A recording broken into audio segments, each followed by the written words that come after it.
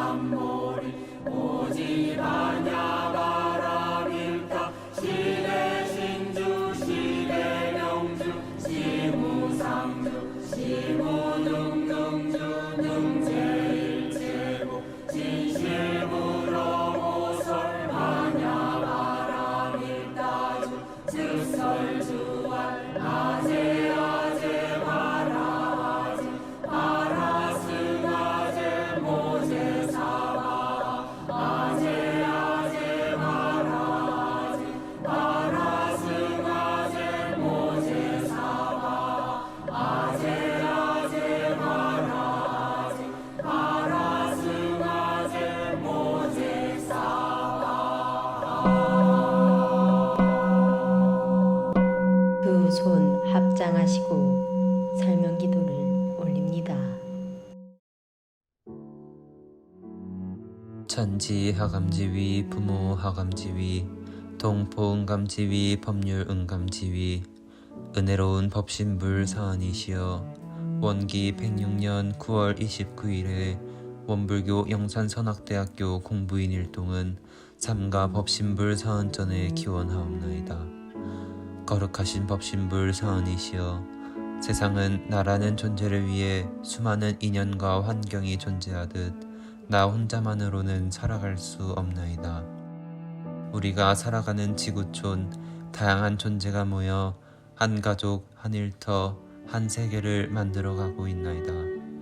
그렇게 공존하며 하나의 세상을 만들어가는 인류는 아름다운 세상을 꿈꿉니다. 그 아름다운 세상을 만들도록 대종사께서 내려주신 실천강령 계문을 받들어 실행하겠나이다. 우리의 삶에서 언제나 반주하고 비추어보는 그림자처럼 수행의 길에서 안내자가 되기로 하는 것처럼 대종사께서 내려주신 계문 온전히 받들겠나이다. 인과 보응의 이치대로 선악간 지은대로 살아가는 현실 속에서 선악간 지은대로 상생상극의 과보를 받는 것이 옳이도 틀림이 없듯 이 이치를 깨달아 죄고에서 벗어나고 나쁜 습성 고쳐 새 생활 개척하는 공부인 되겠나이다. 정산종사께서는 게으른 수행자의 생명이요 성불의 사다리라 하셨나이다. 부처의 삶으로 나아가는 첫걸음이요 성불의 사다리인 계문 실천으로 선을 지키고 행실을 갖추며 사회 정의를 실천하고 상생선연으로 행복과 평화를 불러들이는 근본 토대 만들어 나아가겠나이다. 그리하여 소태산 대종사님의 법을 중히 지켜 세상 사람들을 선도에 들게 하는 큰 인물로 성장할 수 있도록 법신불 사은이시여 간절히 기도 올리옵나이다.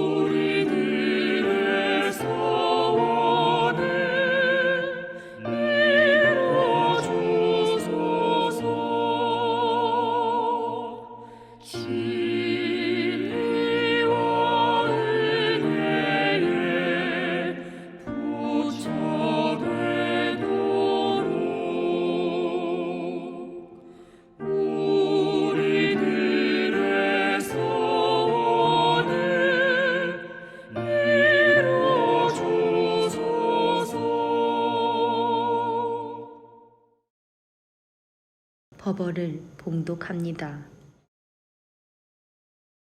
앞으로 내가 없으면 마음이 허황하여져서 계문을 등한히 여길 무리가 나올 것이다. 계문을 범하는 자는 곧 나를 멀리한 자요. 계문을 잘 지키는 사람은 곧 나와 함께 있는 사람이니 30계문을 특히 잘 지키라.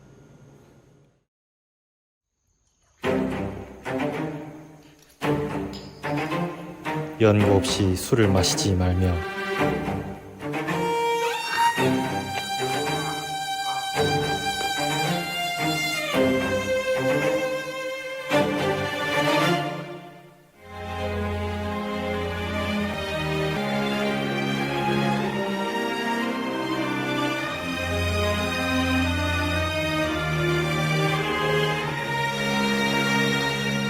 연고 신심으로 극복할 수 있습니다.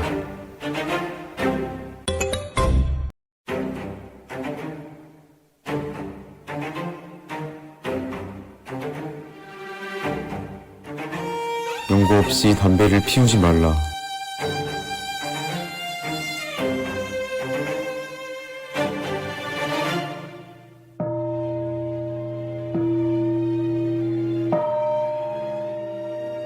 천도본문 읽으시겠습니까? 들으시겠습니까?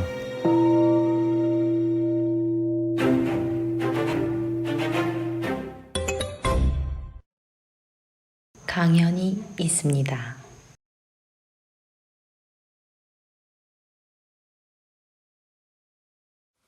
안녕하십니까.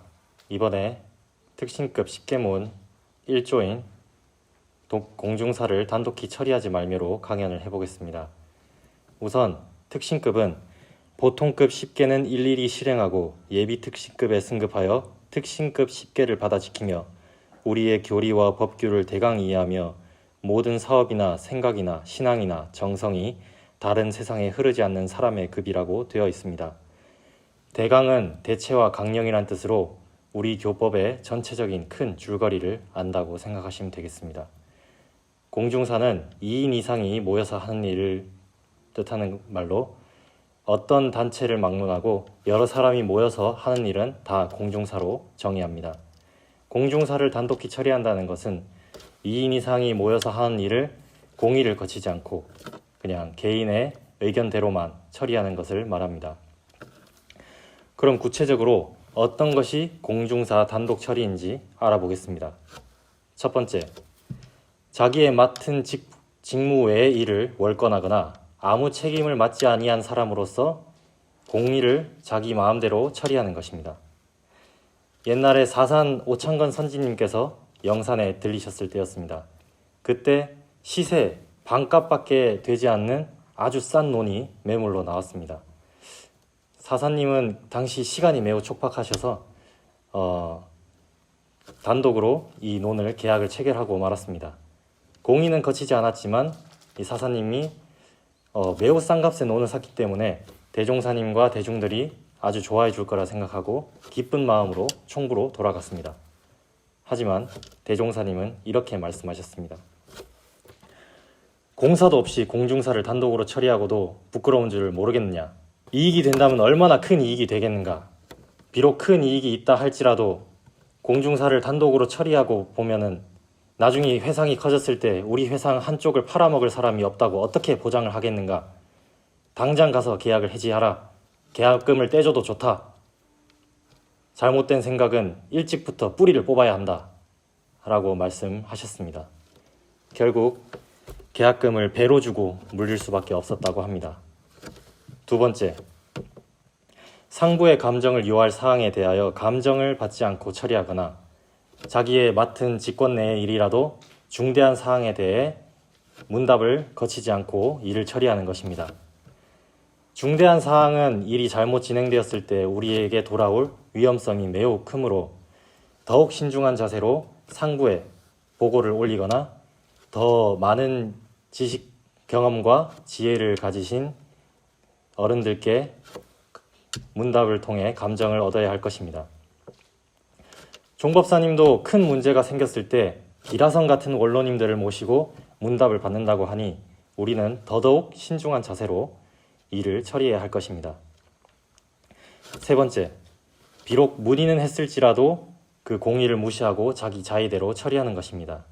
이거는 공의를 모은다고 회의도 하고 이것저것 과정을 다 거쳤음에도 불구하고 거기서 나온 공의를 무시하고 자기의 의견에만 집착하여 자기 주견대로만 일을 처리하는 것을 말합니다.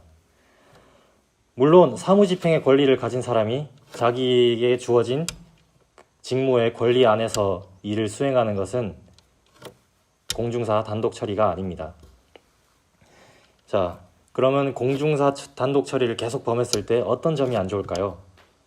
개인적으로는 계속 단독으로 공중사를 처리하기 때문에 암한심이 커짐으로 인해 그로 인해 어두워지고 참과 거짓을 구분하기가 힘들어집니다.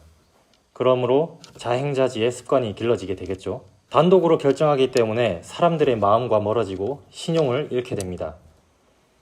많은 사람들의 일을 단독으로 처리하다 보면 중죄를 지을 확률이 높아지고 결국 지위를 상실하게 됩니다. 사회적으로는 독재적 분위기가 형성될 것입니다. 개인의 좁은 식견으로 공중사를 처리하다 보면 공중사의 큰 실패를 가져올 위험이 늘어나고 그로 인해 대중에게 큰 손실을 끼치게 되므로 중인의 미움을 받고 화합이 잘 안 되게 됩니다. 하지만 공중사를 공의로 잘 처리해 나갈 때에는 매사를 공의를 통해 떳떳한 길로 처리를 하니 마음이 원만해질 것입니다. 또한 대중의 협력과 옹호를 받아 모든 일에 의혹이 없고 매사가 순조로울 것입니다. 사회적으로는 서로 주인이 되어 민주주의 사상이 확립될 것이고 공사제도가 확립되어서 질서 있는 사회가 만들어질 것입니다. 공중사 단독 처리는 암한심, 자기능력 과신, 급한 성질, 고집, 공명심 등으로 인해 생겨난다고 합니다. 여러분, 보통급 10개를 잘 지키는 사람은 사회에서 아주 좋은 취급을 받습니다. 보통급 10개를 잘 지키면 술, 담배도 안 하고 쓸데없이 싸우지도 않고 악한 말을 하지도 않고 시간을 허투루 보내지도 않습니다. 이런 사람 얼마나 좋습니까? 이런 사람에게는 자연스럽게 공중의 일이 맡겨지게 됩니다. 이렇게 대중들에게 추앙을 받으면서 공중사를 맡게 될 특신급들에게 암한심과 공명심 등에 대해 경계를 주시기 위해 대종사님이 특신급 10계문 1조에 공중사 단독 처리를 넣어주신 듯합니다. 우리는 대종사님이 내려주신 이 자비 법문을 받들기 위해서 아는 길도 물어서 가라고 하는 옛말처럼 매사를 원만한 마음으로 최대한 상의를 해서 처리하는 습관을 길러야 할 것입니다.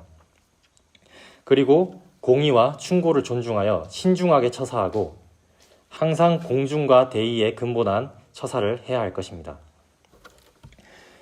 그런데 문득 이런 생각이 들었습니다. 공사를 통해서 처리하는 것도 좋고 다 좋은데 대중의 의견이 항상 맞는 것일까?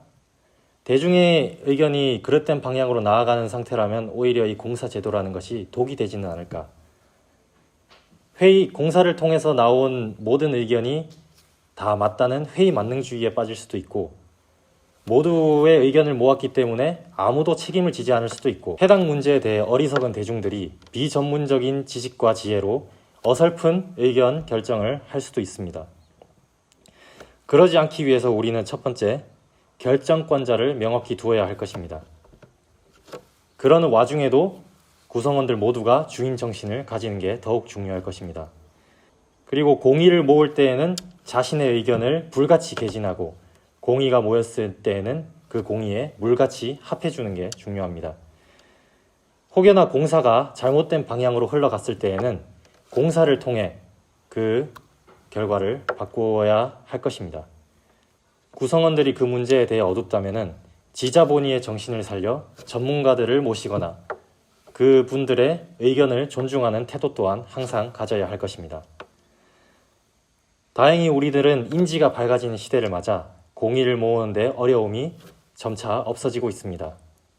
그리고 우리가 지향하는 처처불상 사사불공의 세계에서 부처님의 한 분이라도 의견을 무시할 수는 없지 않겠습니까? 마지막으로 법문 읽어드리겠습니다. 말씀하시기를 공중일을 할 때 제일 조심해야 할 일은 단독 처리를 하는 것이니 살생이나 도둑질이나 간음은 그 영향이 개인에게 미치지만 공사를 단독 처리하는 것은 그 해독이 대중에게 미치는 까닭이니라.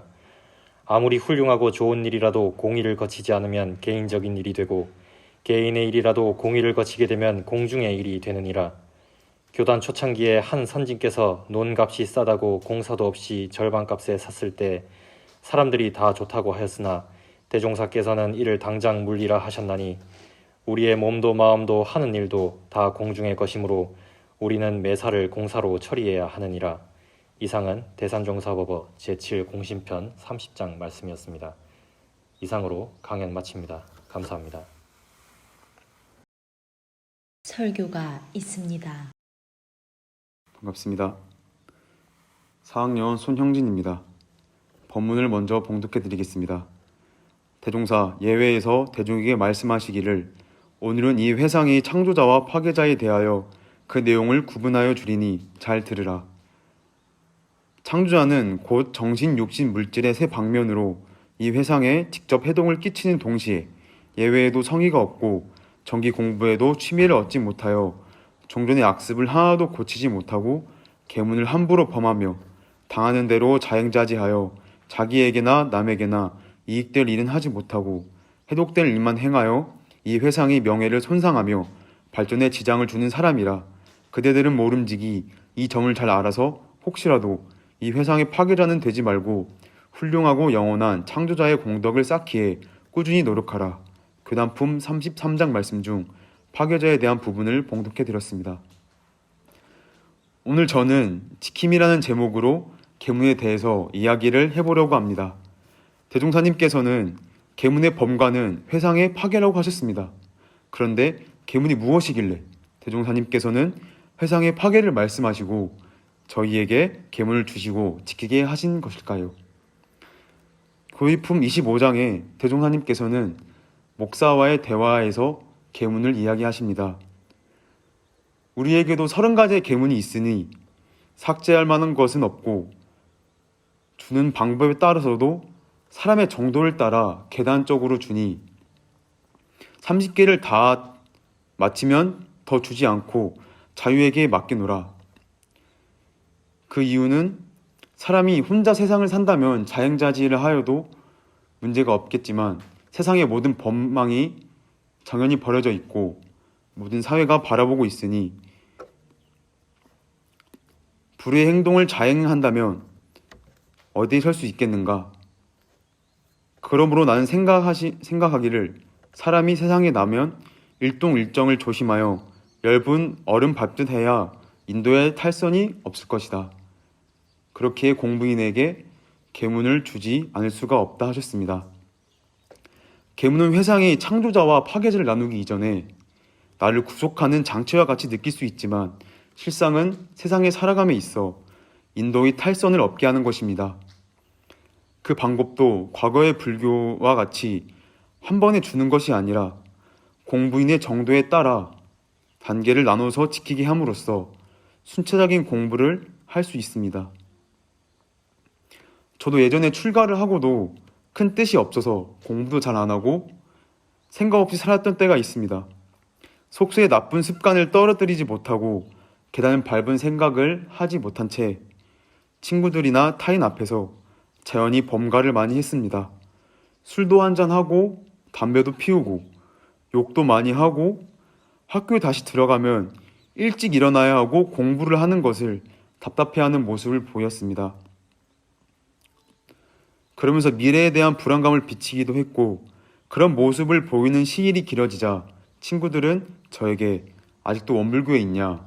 아직 안 쫓겨났냐? 언제 나오냐? 성직자라는 놈이 하는 농담으로, 진담으로 그러한 말을 저에게 하곤 했습니다. 어느 순간 타인 앞에서 제 모습은 원불교에 몸담고 있으면서도 계문 잘 지키지 않고 공부하기를 꺼려하는 사람이었으며 원불교에 대해 물어도 시원하게 답을 해주지 못하는 사람이었습니다. 사람으로서, 예비교무로서 신뢰 있는 모습이 없었고 범계가 잦았으며 인도의 탈선으로 저를 통해 원불교를 접하는 이들에게 저는 회상의 명예를 떨어뜨리고 있었습니다. 저는 스스로가 한탄스러웠고 이대로 시간이 계속 흐른다면 난 어떻게 될까? 도태되어 간다는 생각에 무서웠습니다. 나 이제 어떡하지? 이대로 괜찮은가? 생각이 많아지고 고민을 했습니다. 이렇게는 안 되겠다. 공부를 해야겠다. 하나씩 해보자라는 결정을 했습니다. 지금부터 그 공부한 것들을 나눠보고자 합니다. 첫 번째, 특별 관리 조목 선정. 평택이라고도 합니다. 말씀하시기를 소소한 계문부터 중히 지키라. 이 법을 우리가 중히 지켜야 세상 사람들이 중히 여기나니라. 정산종사 법어 법훈편 5장 말씀입니다. 계문의 조목 중에 지켜야 할 계문, 지키지 않아야 할 계문이 따로 있진 않습니다. 하지만 제 스스로가 간과하고 중히 여기지 않은 계문, 중요의 유무를 나눈 계문이 어떤 것이 있는지 생각을 하고 특별히 더 관리를 해야 할 계문을 정했습니다. 보통급 10계문 중 연고 없이 술을 마시지 말며 악한 말을 말며 연고 없이 담배를 피우지 말라. 특신급 10계문 중 다른 사람의 과실을 말하지 말며 4가지 조항을 정했습니다. 제가 생각을 해보았을 때 저 스스로나 세상 사람들이나 가장 많이 어기고 쉽게 버릇이 들어 어느 때나 새어나오는 것들, 사람을 바르는 기본이라고 생각되는 조목을 정했습니다. 도가에서 공부를 하면 술, 담배를 접하긴 힘들지만 출타 시에 노출이 되기가 쉽고 연고는 사전에 일의 까닭이라는 뜻을 가지고 있어 범과의 이유에 연고를 대며 자기 합리화를 하기 쉬운 조목이기에 주의가 필요합니다. 악한 말과 타인과는 습관이 들어버리면 도가든 아니든 다른 사람에게나 혼잣말로나 구업을 쌓고 대지르는 기운을 많이 뿜게 되는 조목이란 생각을 했습니다. 또한 저에게 가장 강하게 습이 남아있는 부분이어서 정기기간에 악한 말과 타인과 조목을 주로 신경 쓰며 공부를 했습니다. 두 번째, 일기를 쓰자. 정전 수행편의 일기법을 보시면 1. 일기법의 대우 중에 제가 출가와 유무식을 막론하고 당일의 유무념 처리, 계문의 범과 유무를 반성하기 위하여 상시일기법을 제정하였다는 부분과 학원이나 선원에서 훈련을 받는 공부인에게 심신작용의 처리권과 감각감상을 기재시키기 위하여 정기일기법을 제정하였나니라 하는 내용이 있습니다. 여기서 당일이라는 말이 있습니다. 당일은 일이 있는 바로 그날이라는 뜻입니다. 저는 일이 있는 그날에서 더 나아가 그 때를 놓치지 말자, 관념으로 대충 기재하지 말자는 생각을 했고 유무념 개수기와 수첩을 가방에 가지고 다니면서 그때그때 기재를 했습니다. 이 상시일기법 중 1. 유무념은 모든 일을 당하여 유념으로 처리한 것과 무념으로 처리한 번수를 조사 기재하되 하자는 조목과 말자는 조목에 취사하는 주의심을 가지고 한 것은 유념이라 하고 취사하는 주의심이 없이 한 것은 무념이라 하나니 처음에는 일이 잘 되었든지 못 되었든지 취사하는 주의심을 놓고 안 놓은 것으로 번수를 계산하나 공부가 깊어가면 일이 잘 되고 못된 것으로 번수를 계산하는 것이요. 3. 계문은 범과 유무를 대조 기재하되 범과가 있을 때에는 해당 조목에 범한 번수를 기재하는 것이요. 앞서 말했듯 계문을 다 지켜야 하지만 습관이 강하게 남아있거나 간과하여 범과가 많은 조목은 유무념 조목으로 설정을 하여서 더 주도 면밀하게 살펴야 합니다. 평소 생활이나 수업 중에 처음에는 습관에 무심코 범계를 하거나 업력에 끌려 범과를 할 때가 많았습니다. 하지만 마음에 휘둘려서 악한 말을 하려고 할 때 그 사람에게 다른 이들에게 오히려 역경을 주려고 할 때 목에 걸고 있거나 손에 쥐고 있던 유무념 개수기를 만지면서 저 사람이 왜 저런 말을 할까? 아, 역경이다. 마음이 요란해진다. 멈추자. 나는 왜 이런 마음이 났을까? 왜 화가 났을까 하고 무심코 범해지려는 상황을 멈추고 반조를 해서 이럴 때 어떤 취사를 하는 게 맞을까 하고 생각을 하며 유무념을 챙겼습니다.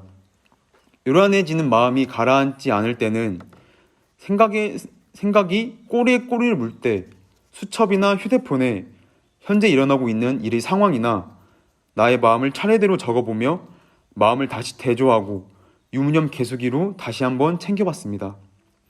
그날 그때의 마음을 조사하는 것을 연습하고 습관을 들이니 마음이 골라지고 악한 말을 하는 것이, 타인의 과실을 말하는 것이 한 번, 두 번 줄어들기 시작하는 것이 눈에 보였습니다. 3. 정기일기법 중 3. 심신작용의 처리권을 기재시키는 뜻은 당일의 시비를 감정하여 제복의 결산을 알게 하며 시비예를 밝혀 모든 일을 작용할 때 취사의 능력을 얻게 함이요. 하루의 일과가 마무리될 때 유무념 개수기로 조사한 수를 보고 수첩이나 휴대폰에 기재한 것들을 다시 읽어보면서 심심작용 처리권과 감각감상을 적어 그때 내가 어떤 마음이었고 어떤 생각을 했는지, 어떻게 마음을 돌리고 취사를 했는가, 하루의 결산과 다짐으로 내일의 대중을 세웠습니다. 3번째, 문답을 받자. 나의 수준을 뻔히 아는데 혼자서 아등바등 한다고 해서 혼자 타개할 수 있는가 하면 절대 그럴 수가 없습니다. 그럴 때 지도인의 문답이 필요합니다. 저는 식사 시간에 현기 교무님께 공부에 대한 문답을 드리기도 하고 그 일을 처리한 후나 남는 시간에 사감님께 찾아가서 오늘 무슨 일이 있었는데 이래서 화가 났습니다. 또 어떤 마음이 났고 어떻게 취사를 했습니다. 내지는 취사를 하지 못했습니다. 이런 점이 어려웠습니다. 이럴 땐 어떻게 해야 할까요? 하고 심신작용 처리나 다른 느낀 감정들을 자주 말씀드리고 때로는 푸념을 하고 또 지도를 받으면서 사감님을 조금 많이 괴롭혔습니다. 나중엔 사감님께서 제가 걸어오는 발걸음만 들어도 제가 화가 났구나, 제가 무슨 일이 있구나 하는 것을 아셨다고 합니다. 계문 공부를 하면서 기재하는 일기나 지도인에게 받는 문답들은 단순히 계문에서만 힘을 발휘하는 것은 아닙니다. 계문은 일상에서 지키는 것이기 때문에 다른 때에도 공부한 바가 발휘해서 생활이 자연 골라지고 내면이 단단해짐을 많이 느낍니다. 문답들을 바탕으로 계문이나 다른 일상생활에서의 대중도 같이 삼으면서 공부를 하고 경험이 쌓이고 쌓이면 자연 취사가 골라지게 되는 것을 느낍니다. 골라지면 또 골라지는 대로 또 해보고 고민하고 다시 문답을 받고 반복을 합니다. 계문을 지키고 취사하는 힘을 쌓는 과정이 필요합니다. 계문을 잘 지키지 않는 것은 회상의 파괴자가 되고 인도를 탈세하는 것입니다. 계문을 잘 지키기 위해서는 계문을 다 지키면서도 특히 취약한 부분을 정해서 일기법으로 유무념 공부를 하고 범과를 조사하며 그 지낸 일들을 결산합니다. 또한 그 과정에서 의문하는 점이나 취사의 대중은 지도인에게 문답받아서 기준을 잡고 연습하고 또 연습을 해야 합니다. 그렇게 하다 보면 경험이 쌓여서 계문을 비롯한 다른 신앙이나 수행에도 대중이 생기고 공부거리가 풍부해집니다. 대종사님께서는 정전에 일생 포부와 경륜이 그 대우가 한 권에 거의 표현되어 있으니 삼가 받아가져서 말로 배우고 몸으로 실행하고 마음으로 증득해 후세 만대의 길이 전하라고 말씀하셨습니다. 대종사님의 포부와 경륜이 담긴 정전에 계문이 있습니다. 몸으로 실행할 바에 계문이 있다는 것입니다. 전산 정법사님께서는 계문이 중요하다, 앞으로는 계문고시를 봐야 한다는 말씀을 하시며 계문의 중요성을 강조해 주셨습니다. 여러분, 입으로는 진리와 회상을 말하고 대종사님을 말하지만 계문을 범하는 것을 가볍게 생각하는 사람들이 많습니다. 우리는 대종사님께서 주신 30계문까지 놓치지 않고 실행해 회상을 파괴하는 것이 아닌 후세 만대에 전하는 대종사님의 참 제자, 회상의 지킴이가 되기를 바라면서 이상 설교를 마치도록 하겠습니다. 감사합니다. 성가를 부릅니다.